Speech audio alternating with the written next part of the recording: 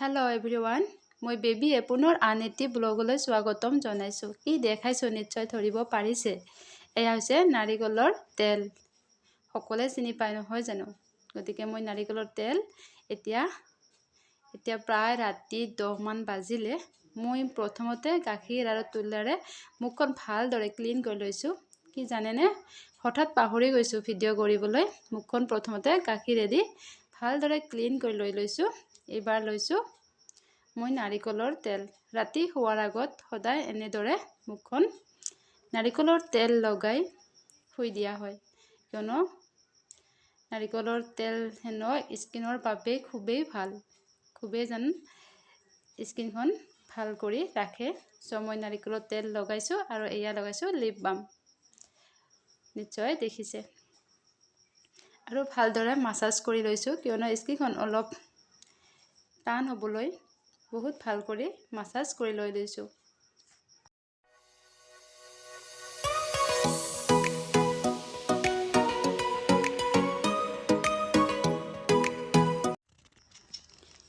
এয়া আছিলে পিছদিনাখনৰ ভিডিঅ'। ৰাতিপুৱা হ'ল আৰু এয়া হপা কাপোৰ মোৰ সদায় ক'ৰ পৰা ওলাই মই নাজানো, সদায় ধুবই লাগে।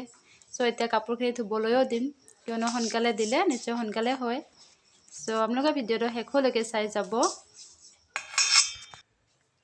হেল্ল' এভৰিৱান, আশা কৰোঁ সকলোৱে ভালে আছে আৰু ময়ো ভালে আছোঁ। আৰু গুড মৰ্ণিং।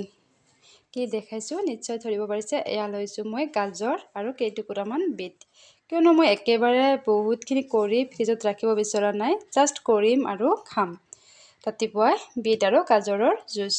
এতিয়া কি কৰিছোঁ, এই বিট কেইটুকুৰামান ভালদৰে কাটি লৈছোঁ আৰু এতিয়া মই গ্ৰাইণ্ডাৰৰ পেষ্টটোত দি আছোঁ। পেষ্ট কৰি লৈ আপোনালোকক দেখাই আছোঁ।